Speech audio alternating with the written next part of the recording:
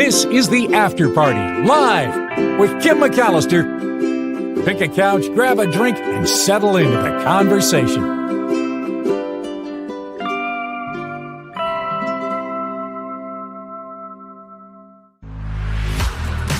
Oh, that's really loud. Hi, everybody. It is the After Party Live on a Friday. You know what that means. It means I have Tim Sika coming up. I know you wait for it all week. He's got a really interesting classic movie rec of the week, which I can't wait to share with you. And I love comparing the movies that overlap with Michael Snyder to see the differences in their opinions. So it'll be interesting to see how Tim Sika lands on some of these movies. Some good stories coming up as well. Before I get going, please click the like button if you haven't. And if you do click it, make sure you're not unclicking it, because what we don't want is for you to unlike the show. So please make sure that you have clicked like and that you have subscribed to the show. And I appreciate your support in that regard. All right. Without further ado, and my apologies for being a little tardy to the after party, it is Tim Sika at the Movies with Tim Sika. Hi, Tim. Hello, award-winning podcaster Kim. I don't think that's ever going to get old, my friend. No, never. No. I'll take it. Absolutely. And I say exploit it to the max if you can. Exploit away. Yeah. Maybe I'll even put it in the show title, The Award-Winning After Party Live. Yeah, right. Funny. Well, Yeah. That's a fact now. It's got to do what you got to do. Absolutely. Yeah. Right. So how's the week been for you? What's new? What's new? Well, seeing a lot of movies, trying to catch up on some movies that I missed the first time round. It's endless, Kim. It's just endless. I mean, there's always something to see. And it's so interesting. I probably said this to you before.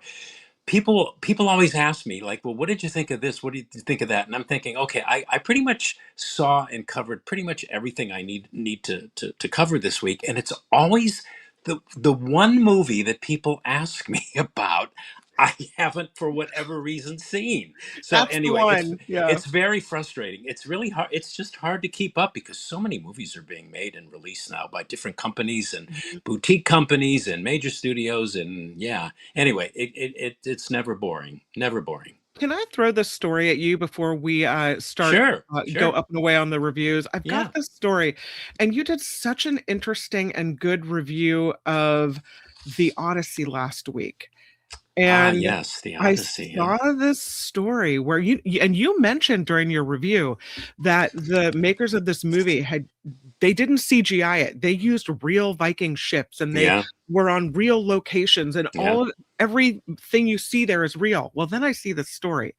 The headline reads, and this is out of The Guardian: owner of Viking ship used in the Odyssey says studio has not paid bill for damage. Oh boy. Viking ship belongs to a Swedish nonprofit, and there was some damage done to this Viking ship during the filming, and not that much either. It apparently costs about $6,000 to fix it up. But Universal, who made this movie, they haven't paid up. And so the owners of this replica Viking ship say they feel forgotten because the bill is outstanding. Yeah. This, the warship Glad Av Gilberga. It's based on a wreck from about 1040 found in a fjord in Denmark. It successfully sailed the North Sea, the Baltic, even voyaged all the way to Canada. But they said after 6 months in the hands of Universal, they promised to cover any damage. Any damage, yeah. It apparently sustained some considerable damage to the stern and the mast. And Viking Liden, which is a nonprofit Viking center in Varnland, Western Sweden, said when it invoiced Universal for the materials used to repair their ship, they did not charge even for the labor. No payment arrived. Nothing. Yeah, well, probably no payment will arrive because it's such a story. But and then I sometimes wonder if like this isn't just like prearranged publicity for the film. You think so? Well, I mean, I'm not saying that their claim isn't valid. It probably is. Movie studios are notorious for doing this kind of thing, especially when they film on location, like in interiors and stuff. I was on a film set once where we were allowed the use of this posh home. It was a very expensive home, and we were shooting something, and then all of a sudden, because of the lighting and the heat from the lights, the main window thing just Mhm. shattered all over. And then you have holes in the walls. You do a lot of damage, not because you're looking to do damage, just because of all the wear and tear of the equipment and things that Sure. happen that you don't. So anyway, yeah, what was my point? Hollywood is notorious for trying to get away with not having to pay what they have to pay for. But I bet you the next story is going to be that they got paid. How much you They want to got bet? paid. Yeah, yeah, yeah, Absolutely. yeah, yeah. Speaking of those movies that you probably haven't seen that people ask you about, Yeah. we got a question from Liz. Wonder what Tim thinks of the upcoming movie with Tom Holland portraying Fred Astaire. I can't wait for Mm, that. I mean, okay. I think it's perfect casting, although, Tom Holland doesn't look too much like Fred Astaire, but he moves like Fred Astaire. He was a child when he was a child. He was in the theatrical production of Billy Elliot, and he Oh, was he was trained in ballet. He's an incredible athlete. ooh, He's I very didn't very know that. yeah, he's very very graceful. He started out as a dancer, so I think it's going to be great. And I know he's been quoted as saying he really wants to get back into the discipline and the rigor of dancing, and he's been wanting to make this movie apparently for a while, but for whatever reason they've been shelving it.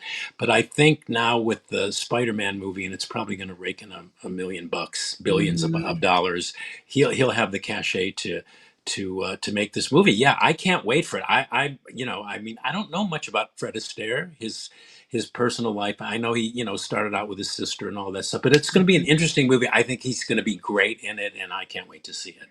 I have a picture up on the screen. I don't know if you can see it. I think He that's Tom Holland in that Billy Elliot production. Is go it? on if I think it is. Yeah, it looks Yeah. yes, it looks like him. If you go online too, there's an interview. He's being interviewed about being in the production, and he's just this amazingly articulate, very precocious little version of himself. I mean, Awesome. he was yeah, he had his original training was in dance. I did not know that about him. That's cool. Yeah, yeah, yeah. So can't wait for this movie. I'm very excited about it. I hope they do get it off the ground this time. Absolutely. Yeah. All right, let's jump in. We have some great movie reviews headed your way. I hope they're And great. You're always great. Yeah. Come on. The Well, first one that you have is going to be Her Private Hell. yeah, her Hmm. private hell. This is Nicholas Winding Refn. He's the director of this movie, and this is a title that will probably indicate to people whether they want to see this movie or Mhm. not. It's very descriptive. It's like a lot of this director's films, and I actually told him this the other day because I spent some time with him in a Zoom interview. Like like all of his movies, they are becoming more and more difficult to describe, and I can't find my notes. I took a lot of notes on this, so I'm a bit at a loss here as to how to describe the plot of her private hell. But like all of Nicholas Winding Refn's movies, this is a movie that's surreal, it's dreamlike, and it's surface bonkers. Okay, I don't know if you probably his two most famous movies are Drive. Have you ever seen Drive? It starred Ryan Gosling. So, It's probably his most accessible movie in terms of narrative, and then The Neon Demon with Keanu Reeves. Anyway, her private hell. It's basically about. Okay, all right. It sort of takes place in this futuristic metropolis, and it's about an actress, an aspiring actress, who's looking for her father, who's mysteriously gone missing. And at the same time, while she's on this mission to find her father, there's this other plot of an American GI hunting this serial killer named Leatherman who stalks and then mercilessly butchers his lady victims. Okay. I don't know what people listening are going to do with that, but that's the best I can do to describe what this movie's about. And it's a cinematic mind f. of the Mm. quintessential kind. It's a movie very difficult to defend. It's violent, it's disturbing, it's frustrating. It's got this glacial pace. It's very ambiguous. It's visually stunning, breathtaking. In fact, the visuals are so amazing. You really, this is one of those movies where you have to really work to remain present with it. At some point, I cried. I just cried, Uncle. I just surrendered Oh. to it. I don't know if it's a good movie or not. It's getting mercilessly roasted by most critics. Um, but for moviegoers looking just to be entertained, I mean, there's a lot of red flags here. So caution, Mhm. folks, if you're in that category. But here's the thing, I'm recommending it because of its sheer ballsy ambition. It's probably the most challenging movie I've seen this year. It's striking, as I said, visually. It can mean whatever the heck you want it to mean. The visuals are the thing here, like they are all with all of Refn's movies. I think he may have arguably, though, maybe lost his way a bit in terms of storytelling here, but I can't tell. But these images in the movie of sex and death and murder, they're very hard to shake. And as you know, sometimes I like to think of myself as a purveyor of challenging cinema made by filmmakers who are artists like this guy. I have to recommend this movie, especially to serious cineasts, but a warning to everybody else to just approach this movie with extreme caution because it's a it's a head scratcher, but it's beautiful to look at. Let me just leave you Mm. with that. Yeah, I don't. Did Michael Snyder review this movie? I think he did, and I don't remember what he said, Don't but remember what he said. I Yeah, can you were. tell you that your description of this is a no for me because I don't Uh want those huh. images in my head. But you know me, you know that. Yeah, That's yeah, yeah. No, I that's where think I'm I going. think probably this is not. This is also not a movie that critics of his work, who are fans of his Mhm. work, are saying is any good. I wouldn't outright dismiss it like that because there's some grist here in terms of themes and things like that, but it's just so, yeah, it's as I described it. It's bonkers. It's bonkers, and there's a lot of violence in it too. So. No, thank you. Yeah. Okay. Yeah. Next up Okay. on the Tim Sika list is Motor City. Yeah. Speaking of visual cinema, now we're gonna transition over to Motor City, which Yeah. also opens in theaters today. So does Her Private Hell. And watching this movie, about half an hour into watching this movie, I'm thinking, I'll bet the actors who signed on to this film must have jumped at the chance to be in it because aside from maybe one or two or maybe three words of dialogue, the actors in this movie had virtually no lines to memorize because Yeah. the conceit of the film is that it tells its story purely in visual terms. It's almost like a silent movie without title cards, which utilizes this combination of rap and rock soundtrack score and action scenes to further the story. So you can count the number of words spoken to maybe like 10 at Wow. most. Okay, so that had me, that grabbed me. So anyway, so it's an action film basically. It's a revenge story. It's about an ex-con played by Alan Ritchson. He's in the poster there. This guy stars in the Reacher TV series. Mhm. He's framed for a crime he didn't commit by this mob boss or gangster played by Ben Foster. Ben Foster loves playing these kind of seedy characters, who also stole his girlfriend on top of it, played Oh, by Shailene Woodley. So, you adding know, insult to injury. yeah, adding insult. It's exactly right. So this guy is hell bent on revenge, and so okay. So this is pure popcorn entertainment for me. Most notable because the plot and the action are all conveyed visually. But Mhm. when it was over, I thought, really, who cares about this? And the feeling that I was left with was like having eaten, I don't know, maybe too many hot dogs or donuts or something. Really good going down, but followed by this feeling of bloatedness and like questionable caloric intake, So, Empty so calories, yeah. yeah, yeah, yeah. So, I mean, if this is your jam, and again, I'm recommending this movie. If I was in a different mood at the time I was watching it, I might have enjoyed this more. And I also have to admit, that the absence of dialogue conceit, even though it was interesting, it got a little wearying at one point. It would have been more effective, I think, it had been those visual scenes had been followed by, instead of a line or of an entire scene, maybe of dialogue that might have punctuated that stylistic choice in a more dramatic way.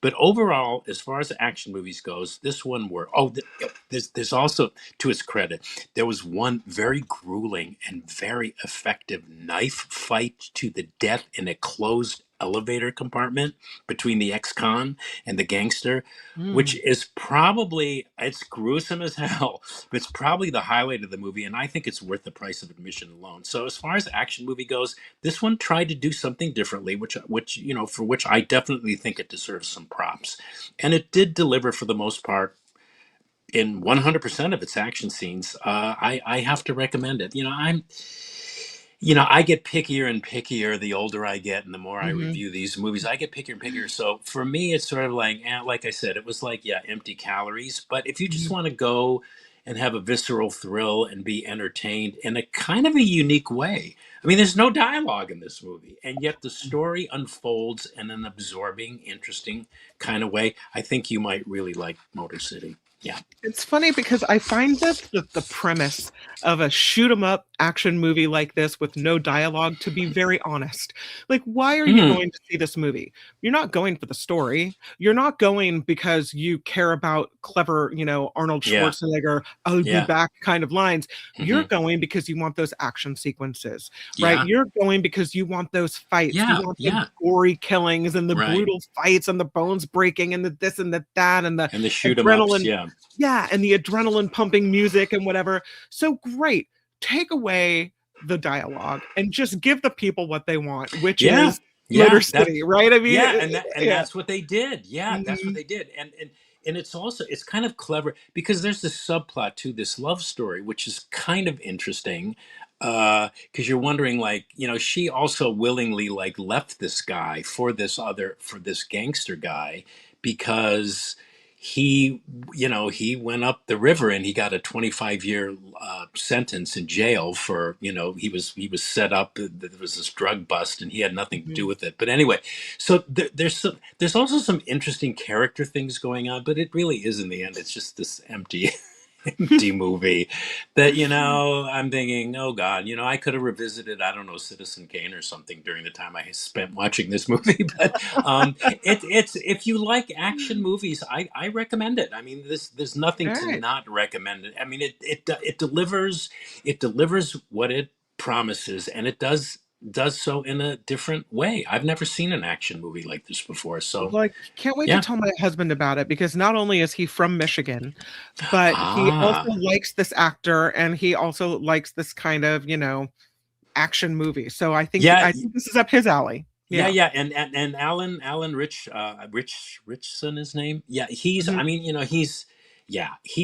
he's the perfect person to put in this kind of action movie because Mhm. he's this rugged macho guy.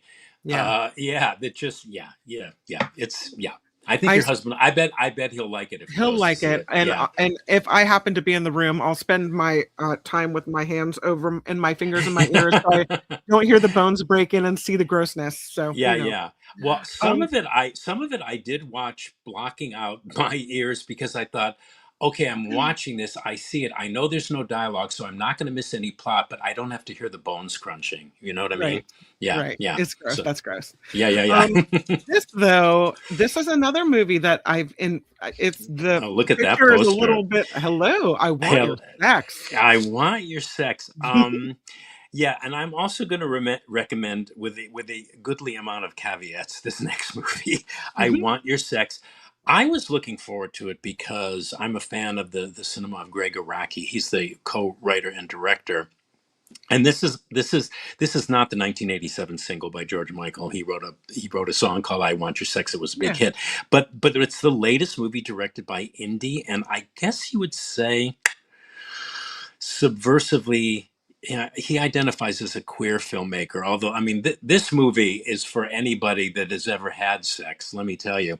Uh, yeah, I'm his hoping that's all of us if you were of yeah, age, right? I I think mean, it's with most people, and yeah. for people that have never had sex, yeah, I don't know what this movie would do to them. But anyway, yeah, Greg Araki, he's made some incredible independent movies like The Living End, The Doom Generation, Nowhere, Kaboom. His masterpiece is this movie with Joseph Gordon-Levitt called Mysterious Skin. He has always evinced one of the most distinctive and original voices in independent film, going all the way back to 1987. But anyway, I Want Your Sex is about a young man. Yeah, and there's he is, played by Cooper Hoffman, who apprentices with a renowned and a contemporary artist, played by Olivia Wilde, and then becomes her lover. So they immediately cross boundaries. You know, she's his employer, and he Mhm. immediately starts the sexual relationship with her. And what? Yeah. Okay. So let's just say hilarity, madness, and character and audience discomfiture ensue, because what this film explores and presents to audiences in a very funny, very witty, provocative, and intelligent way is both a parody and a satire of contemporary American art and BDSM sexual practices. Mm. Now, wait. At one point, getting back to the parody of contemporary art, at one point the artist, the contemporary artist, who's played by Olivia Wilde, in this brilliant comic turn, she is so funny in this movie.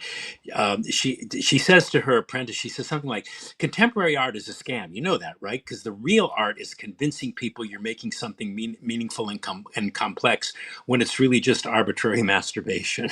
Mhm. So anyway, so what else is there to say about this movie? I think it's hilarious. I thought it was very kinky. It's an awesomely observed movie about sex Mhm. and art. I mean, with fabulous dialogue, expertly delivered by this amazing cast. There's great humor. It's unabashed in its depiction of BDSM sex practices. I really, I was going to say I'm afraid of like maybe this movie saying something about me, because this is not a scene I am into, but I really love this movie. It's definitely Mm. it's become one of my favorite films of the year. There's a mainstream quality about it, especially when it gets quote unquote serious, that I'm going, well, this is kind of weird for Greg Araki. It's at its best when Araki's subversive sensibility surfaces, which fortunately for his fans and for all the rest of us, ultimately dominates this very funny, smart, laugh out loud comedy about sex and art. Yeah, I don't know what else to say about I Want Your Sex, but You know what? I'm well, too vanilla. I think I'm too vanilla for this movie. you know, I'm you sorry. know Like, what? I don't want to Yes, watch people hurting each other in the name of sexual gratification. Hey, do whatever you're going to do in your own bedroom. Like, be yourself, do your right. thing, as long as everyone's consenting adult Yeah, and yeah, yeah. everybody's okay in the end. Like, I don't hold it Well, against well, anybody to do their thing, but it makes me, like you said in the beginning, that makes me a little uncomfy. well, it is. It's Mhm. very uncomfortable. But what's interesting about it is it was more to me, because it was a parody.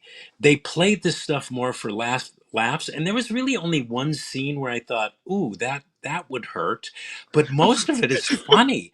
I mean, I'm going, I'm like covering my eyes and I'm looking at the screen like with like like your forefinger and your middle finger like open so you could just sort of see it. It's funny. I'm very vanilla too. But I'm just saying, being vanilla too, with Yeah. yeah, I still found it really funny, and it was Okay. smart.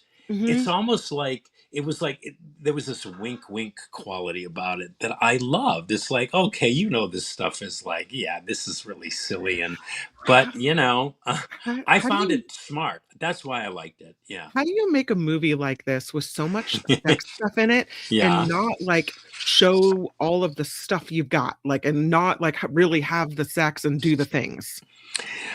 I don't know. We'd have to have to ask Greg Araki. Mhm. I mean, he's been sort of like, he's been pushing the envelope, for God, almost 40 years now. I didn't realize he's like in his late 60s. I always think of this guy as this young filmmaker, but he's been around. I followed his career. He makes not movies for everybody, but he's a real artist. And I like to champion people who have those kinds of distinctive voices and who kind of move cinema forward in interesting ways. Yeah, I don't know if I answered your question, but No, you did. Noel Fidian is dinging you for saying discomfiture. We think that's a ding word. That's a what's a holdover what's a from. ding word? So that's What? from the Mark Thompson show. If you say a ding word, it's like an SAT word. It's a higher level word that it's a Oh, big word. So you you know it's get so credit for a ding word. well. It's so funny because yeah, I don't think it's about the words I use, but I remember once I was co-editor of my college newspaper, and I Oh, remember I had a movie column and stuff, and I would write reviews, and I remember this guy from the local paper came on. He was gonna just give us some ideas and stuff how to make the paper better and stuff, and he said, Tim, the one thing you need to do is stop using words like discomfiture. That wasn't a word he gave, but and I said, why? And he goes, because people don't understand that. And so he made me very self-conscious, I remember at the no, time, about using those words. And I finally just said, the hell with it. I'm just gonna, right. and if it, I mean, I think that's a word, Don't dumb it discomfort. down. Yeah, Yeah, I mean, don't. but it is a word that kind of implies what it's about. I don't know what else word I would have used in that case. No, Anyway, I think you got okay. to use the good words, and if we don't know it, we'll look it up. Well, Um, I feel kind of special because I was dinged. You are you have been dinged, and not in this way, but you Yeah, have been no, dinged. hopefully never in that way. Thank you very much. Yeah. Tim Sika's classic movie wreck of the week is The Grapes Uh, of Wrath. yeah, Oh, the grapes. hello.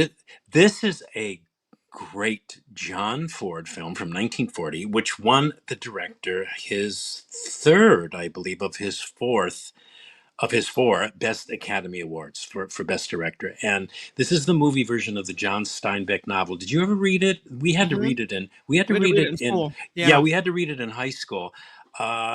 This is the movie version of the novel. It stars Henry Fonda, and it tells the story of the Joad family, this Oklahoma family of sharecroppers who, after losing their farm to increased mechanization, let's say during the Great Depression. Actually, it was the banks stealing land from these poor people in the 1930s. It's about how they become migrant workers who wind up in California. Yeah, that's their vehicle, their mode of transportation, only to be further exploited by the rich and powerful once they get here. I mean, they're going to California because it's this land. They're told it's this land of milk and plenty, and will have opportunities for a new life, and basically they wind up being more exploited. This film is widely considered to be one of the greatest films of all time. I'm in that camp. I think this is just a, it's almost a perfect film. In 1989, it was one of the very first of the 25 films selected by the Library of Congress for preservation in the National Film Registry for being culturally, historically, or aesthetically significant. I just read that quote, Mhm. and it's a powerfully moving and emotionally gut wrenching tale of, I don't know, depression era homelessness, poverty, despair. John Steinbeck, the author of the novel, was somewhere I read where reportedly he was so happy with Henry Fonda's portrayal of his character Tom Joad that he said it made him believe his own words, Oh, which was wow. really high praise from a Hmm. great author. And there's so many highlights in this movie, dramatic highlights. There's Henry Fonda's "I'll Be There."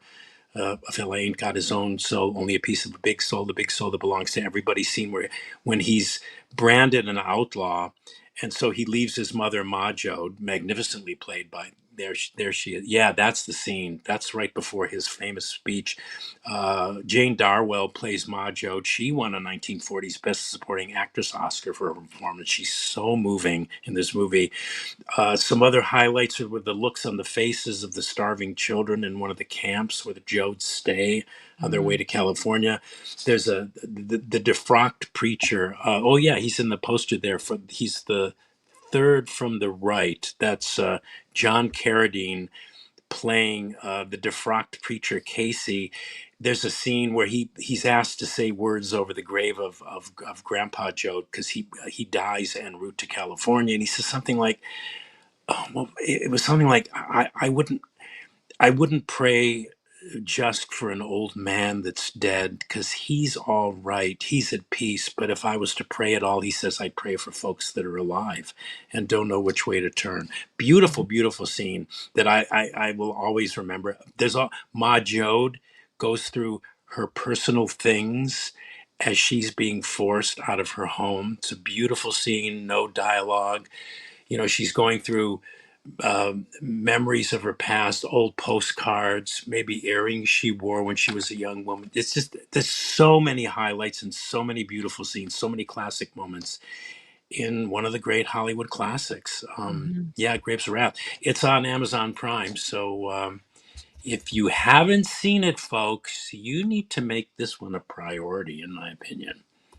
Amazon Prime. Do we have to pay for that to rent it, or is it streaming for free? I don't know if it's streaming for free or not, but Amazon Prime only charges like $2-3 for one of these rentals. So I mean, Right. it's Very worth good. it. It's worth it, but it may be free. I haven't checked, but I do know it's on Amazon Prime because a friend of mine said they just saw it on Prime. Okay. So I have read the book back in Yeah. my teenage years, but I have not seen this movie, so I am going to make it a point. Yep. Great, and I'm then gonna you can do it. tell me. Then you can tell me your informed opinion about it.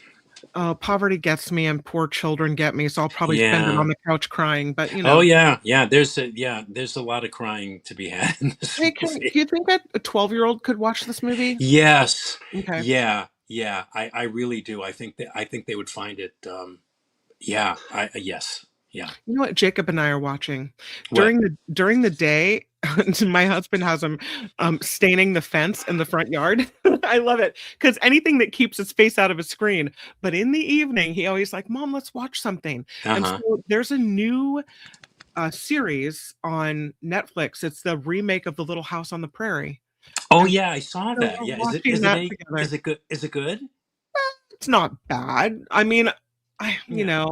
I wonder if did they need to redo it because the original was fine, but Yeah. it's okay. The characters are compelling and the actors are doing a good job. It's just, I don't know. Yeah. It's fine. Yeah. It's fine. He's seeing this for the first time. So to Okay. him, Well then, yeah. He has nothing. He has nothing to compare it to. So he's experiencing it for the first yeah. time. So it's a good. I don't know how closely it adheres to the original TV series, but Yeah, it's better yeah. than some of the other stuff that I have to watch with him, like Yeah. cartoons and whatever. I'd rather watch like a saga like this. Yeah, a saga about the human Mhm. experience. Yeah. So we'll recap it. Her private hell Oy. called it. Oh God. You called it surreal, dreamlike, and also a little bit nuts. You said it's violent and it's disturbing, and this movie moves really slowly. Mhm. But visually, you called it amazing. You Yeah, said you had to gorgeous. work to stay present with this movie,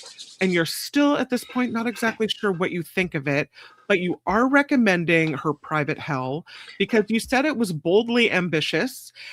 Though you thought the storytelling was questionable, the images of sex and death hard to shake in this one. You said beware if you are going to watch this movie. There's some images here that are kind of maybe disturbing, but overall you're recommending it because it was taking chances, right? Yeah, for adventuresome film goers only. Okay. Yeah. I'm not adventuresome. Not Bring me a feeling it vanilla today, cupcake. huh? I'm Yeah. okay. Okay, all right. Motor City. You said this tells the story in visual terms, almost like a silent movie, because very few words are spoken here, but you called it pure popcorn entertainment. You said when this was over, you really found yourself not caring whether you saw that movie or not. You walked away and you didn't really, it wasn't something that made you think. You said if this is your jam, this whole action movie thing, that you'll like it. You think maybe you were in a bad mood when you saw Motor City, but you said you're recommending it because, and you talked about this one scene with this knife fight in an elevator, which is totally gross, but you said makes the movie worth it. You called this movie unique in the way that it's presented, and so you are recommending Motor City, and that is in theaters. I want your sex. I almost want to sing it. You said this is a movie about Yeah. sex and art, but there's graphic sex stuff. But you said it's actually really funny, and you thought this movie was really, really smart. It does make you uncomfortable, you said, but you said Olivia Wilde is super funny in this movie. It's very kinky, but Tim Sika loved this movie. One of your favorite movies of the year.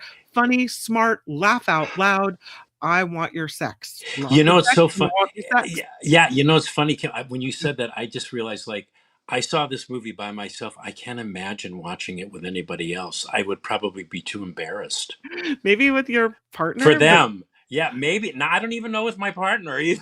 I don't definitely know. don't watch it with your mom. Yeah, No. well, oh, Mm-mm. no, no way. Yeah. Hey, mom, let's go see I Want Your Sex. I heard it's really funny. There- Okay, let's go see. Yeah, 10 minutes in. No, no. there's a new show on Netflix called Five Star Weekend with Jennifer Garner. Oh, yeah, I've heard of it. Yes. And Is it good? she's like a widow, and she's kind of, there's grief happening, and you know, she finds out some things about her dead husband. But the movie is very, when they say TVMA, mature, they Really? It's meant really it, because mature. Yeah. Julia was in the room, and she's gonna be 17 in a couple of No weeks. way. That's Yes. impossible. Don't tell me that. Don't tell And me. I still was embarrassed about some stuff that these ladies were saying. I was like, oh my God, they really mean TVMA. Oh my You know, God. it's funny you said she's 17. I remember talking to her live on the air on KGO, and I thought she was like 8 or 9 or 10 at the time. Probably was. Yeah. Oh my God, we're all just aging rapidly. I know. We had to go in for her. See, you do two senior pictures now. You do the professional shoot where you're out in a wild field or a beach or something, but then Oh, you yeah. also have to go in for the drape, the traditional drape. Oh, really? They give two. Wow. Well, that's For the different. yearbook. So Yeah, yeah, yeah. For the yesterday we yeah. went in for the drape pictures. I had dug out my pearls. I had all my old jewelry from television appearances. Like I Uh-huh. had 5 necklaces from the Uh-huh. simple to the complicated. And it was one of those when you're stressed out and you don't feel like you look good enough. So she gets in the car and she's all like aggravated. And I pointed at the rear view mirror where I had all these necklaces hanging. I said, if you want to use any of these, you're more than welcome. And she goes, those are ugly. And I was like, well, thank you. I guess I won't be leaving my jewelry to you then. Yeah.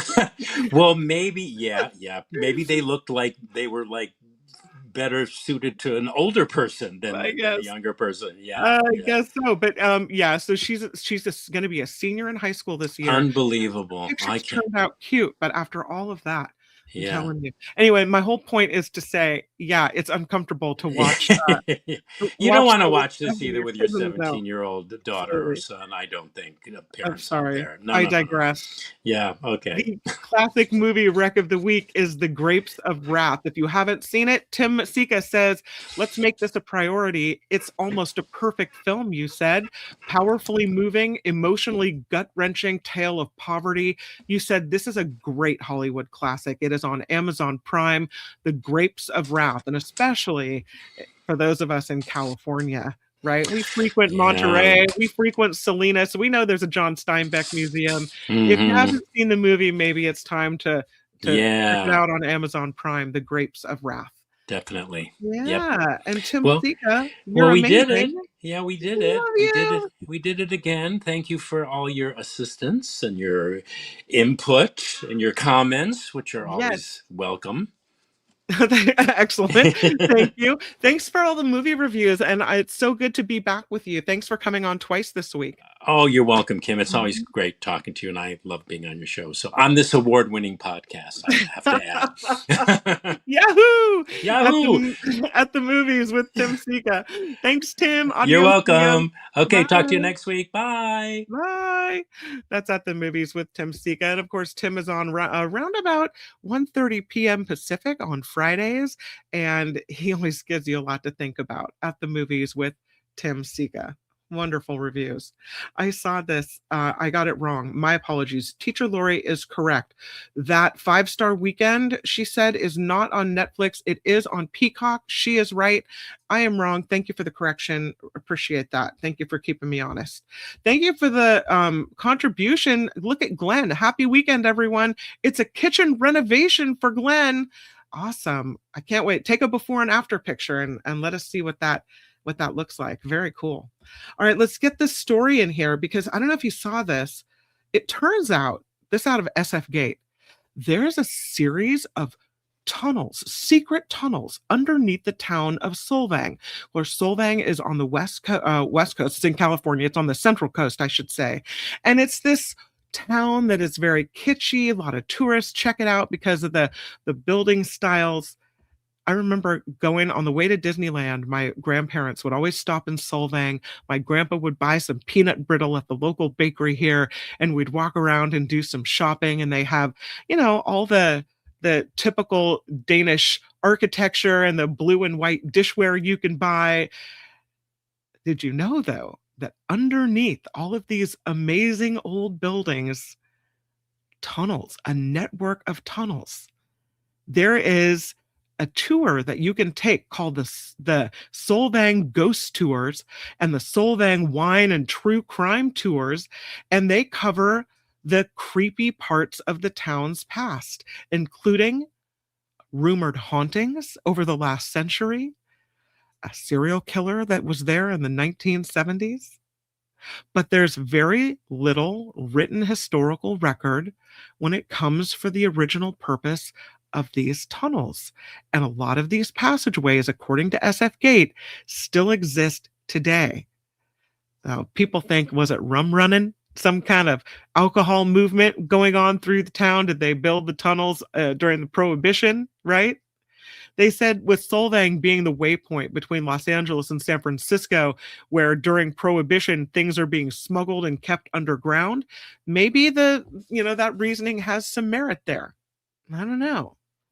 But one of the places where you can access these tunnels is called Alisal Cellars. It's a wine cellar.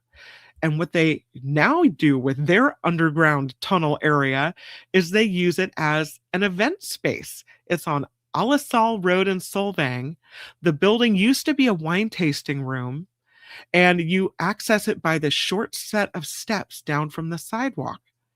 Now, people say Alisal Cellars had this tunnel that would span the whole length of the street, Alisal Street.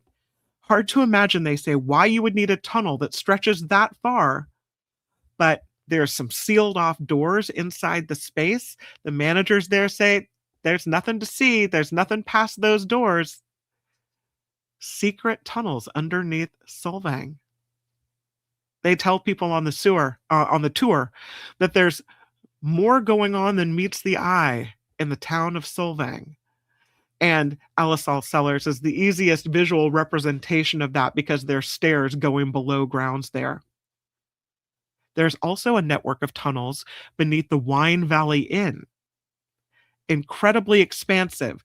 There are all sorts of tunnels and rooms branching off with them, rooms within rooms, staircases that are boarded up, doors that are locked. No one knows where they go. No one seems to know where they want to know where they go. There's tunnels under other nearby hotels that look almost identical to what is underneath the Wine Valley Inn. So they say it's not hard to imagine that there could be something connecting the spaces. A remnant of what appears to be an underground clothing store down there as well. Walking room through room underground. This never-ending network under the Wine Valley Inn, and then finding a retail shop in there. Maybe there was a whole shopping center underground at one point. Nobody knows. There are dressing rooms with doors attached, a cashier's desk under there. Weird. Come on. So it's all a mystery. They say people have fun with it. And it's really fascinating, but they still don't know exactly why these tunnels were built. It's the secret of Solvang. I saw this story and it was cracking me up. There is this whaling museum in Boston. And it's not an aquarium. Just want to say that. It's a museum in New Bedford, Massachusetts, rather. And they got a review, a Yelp review. Gave them 1 star. And the comment said, worst aquarium ever. And the people that work at the whaling museum thought that was hilarious because they're not an aquarium. And somebody said we should put that on a shirt.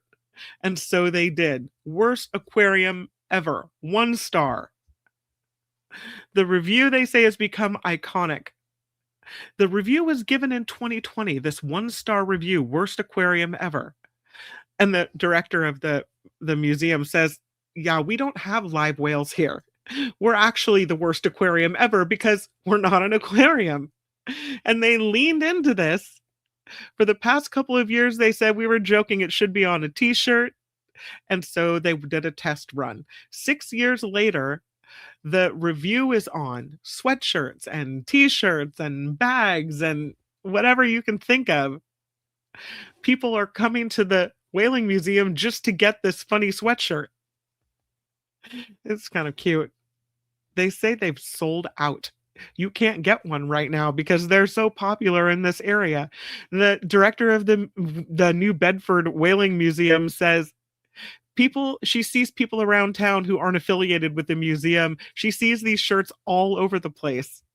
This, she said, is a place of art, of science, of history, of culture. Indeed, the New Bedford Whaling Museum is not an aquarium. The hoodies are $60. The t-shirts are $32, but you have to wait for them. Their online gift shop lists everything as sold out. Worst aquarium ever. I love that. You get a 1-star review. Maybe if it's funny like that, it's worth putting on the t-shirt. One of the good parts about social media is the ability when your child loses something. And I see it all the time in my town. People will post on the I Love Petaluma page or whatever. Oh, I was at the park and my child lost, such and such a stuffy. If anyone sees it. And then it's so nice to see that someone has found it and reconnected with, the child with their animal, their stuffy or what have you. That's kind of what happened here. Although in this case, this stuffed donkey lost by a 5-year-old took a major detour. That story was amusing. This is a pink stuffed donkey, and it was found aboard a British Columbia ferry, and it is now back with its 5-year-old owner. But they did a Flat Stanley kind of adventure with this one. BC Ferries posting the photos of the toy to social media. They say they found it aboard the Salish Raven ferry after a trip from Victoria and Pender Island.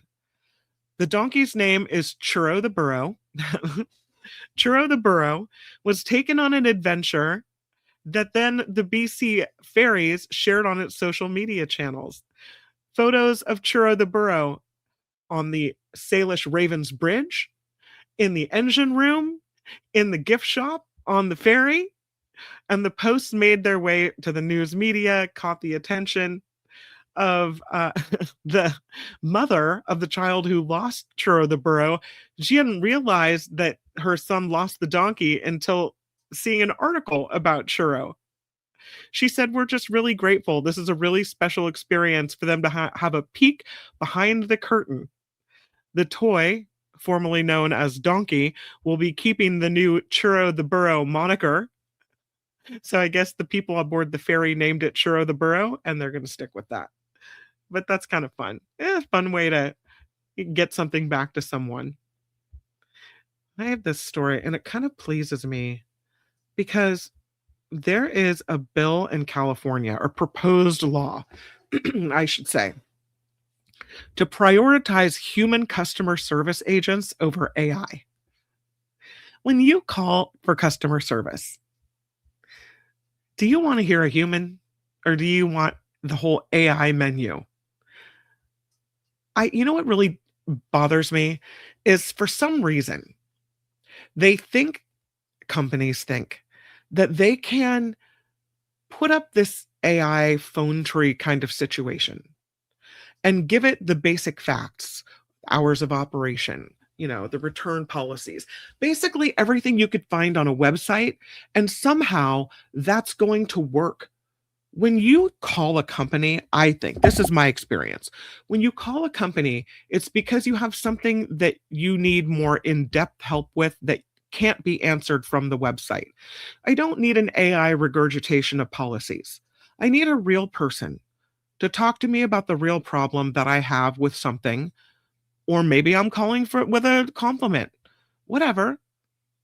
but I don't need AI. Thank you, Democrat Rick Chavez Zbur, who authored this bill that would require companies that earn at least $500 million in revenue a year to make sure people calling customer service have the option to talk with a human rather than an automated chatbot. Now, the bill won't prohibit these automated chatbots, but it would require companies to provide a human option for callers who ask for one, and they have to do it within 15 minutes of the request. Thank the good Lord.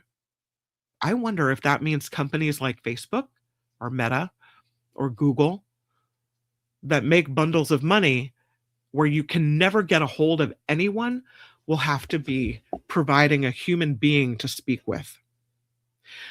The bill would also require companies to make customer service numbers obviously accessible on their websites. Many times you maybe going to look for a contact number. There isn't one. They don't have it on the website. They don't want you to call. They don't have one because they don't want to take your phone call. So, for all these reasons, I love this bill. And maybe it's not the new era where, we're not supposed to talk to people anymore. But I think if you need to talk to somebody after you spent money with their company, then someone needs to answer the phone, right? No. So again, companies that earn at least 500 million in revenue would have to make sure that you have a human being able to talk to somebody, a customer, within 15 minutes of you placing the call. None of this, I had to call Alaska Airlines recently to make sure that my daughter's name was correct or something happened. And I was on hold for more than an hour. Finally, they said, "You want to put your phone number in and we'll just give you a call when we're ready for you?" Well, they wouldn't be able to do that. They'd have to make a person available to me within 15 minutes of the request. And they would have to have their number obviously available. The bill, according to Representative Zabur, was inspired by a frustrating call that he had with a pharmacy. He said he was waiting hours on the line to get a basic prescription filled. So instead, he went in person to the pharmacy to resolve the matter. In another instance, he's an assemblyman, not a representative, my apologies. He was on the phone with a credit card company, and the chatbot didn't understand what he wanted. He was eventually connected to a human, but the option is not universally available and more a case-by-case basis. I think we have learned, after we learned to push zero, and then the companies got hip to that and changed it, many of them, then we learned to say customer representative or operator, right? And sometimes that would work. And now some people have learned that you have to come up with a problem that AI can't fix and say these really weird things in order to get connected to a human being. And we shouldn't have to run around and try to make this all happen like that. I don't think. This assemblyman says, everyone keeps telling him, "Thank God you're focusing on this. This is something that affects people's day-to-day life. Absolutely focus on this." He said, "People who represent large companies tell me this is a great bill. Everyone understands with the evolution of technology that these companies are not getting it right." And he says, Assemblyman Zbur, the bill would not only make calls easier, but it would have a positive impact on the workforce, especially in the Bay Area where the workforce has been hit by layoffs because of artificial intelligence. There was a recent study quoted by SF Gate. It was commissioned by the state of California. They found highly educated workers are the most at risk of layoffs as these companies kind of transition into automation and into AI. And these sales roles and these customer service roles are hugely at risk. It feels good and makes me feel good about a company when I called around Christmas time. I called Old Navy. I had ordered Jacob a bunch of shirts and I got somebody else's order. Nothing that was in the bag was anything that I ordered. And clearly it was for someone else. And I called and I said, "I think I've received the wrong order." And this lady was so funny and we laughed about it. And she's like, she ended up saying, "Just donate it. They didn't want it back." And that she would send me my real order. But the interaction with her that I had, because this is the face of the company. When you call, when you deal with them, same as if you're at the sales counter, right? That's the face of the company. The people that you hire are representing your business and representing who you are as a company or a business. And whether I want to do business with AI on the phone, or whether I want to do business with Sally in Kentucky, who's super funny. I don't know if that was her name. Whatever. Makes a big difference, I think, into business as well, right? Into whether people want to buy from your company. Because if I know that you don't have a website, or you don't have a phone number that's easily accessible to me, and doing business with you, it's going to take me 50 years to talk to a person, if I can at all, maybe I'm going to go to a different company where there's real people and real problem solutions. I don't know. What do you think? I'm going to the chat. Maybe person word is flagged to keep us in the cycle. Yeah, I saw someone yell. They yell person. Yeah, sometimes meta will never help, says Spencer. Yeah, Glenn says I would have had a fit. Chewy has the best customer service ever, says teacher Lori. Always a person who really helps. It makes a big difference as to whether or not you want to order from that company again. Because if they didn't, maybe you would look elsewhere. Yvonne says, I try to push the buttons to get a person. There was a cheat sheet on this years ago. Right. By the time I managed to get a human, says Vanessa, I'm already upset by the AI. So then I feel really sorry for the person, right? Because then by the time they get to you, you're pissed off and ready to fight, right? Human all the way, says Glenn. Create jobs, not cut them. Absolutely. And I know companies are trying to cut money, right? And people have to answer stupid questions like, what's your website, or where are you located, or what's your return policy? All these things that don't need to be answered by a real person because you can just read something. But I feel like it behooves companies to realize that this is what people want.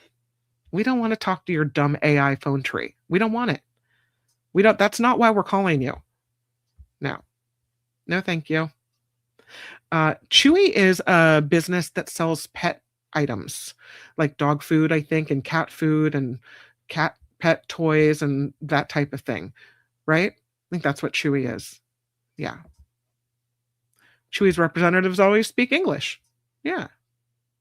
I mean, I would rather have someone that maybe, and I have a hard time with accents sometimes. It takes me, because I think my hearing isn't so great. So when you add hearing issues and an accent, sometimes I don't really understand people. But I would rather struggle to understand someone, even in a different country, than I would to deal with AI. I just would. Yeah. Yeah. Online pet supply. Thanks, Tammy. You said it better. I appreciate that. So anyway, this new proposed law is underway in California. I hope it passes, and then we'll all be the better for it. Okay, last story, because we're almost out of time on this one. This guy, look at him. I call him Snow Guy. He's a man from Poland, and he spent over 2 hours buried in the snow, and it wasn't an accident. He did it on purpose. His name is Damien. He's 41. He's an endurance expert. He spent 2 hours, 12 minutes, and 12 seconds completely buried in the snow, and he did it because he wanted to break the Guinness World Record.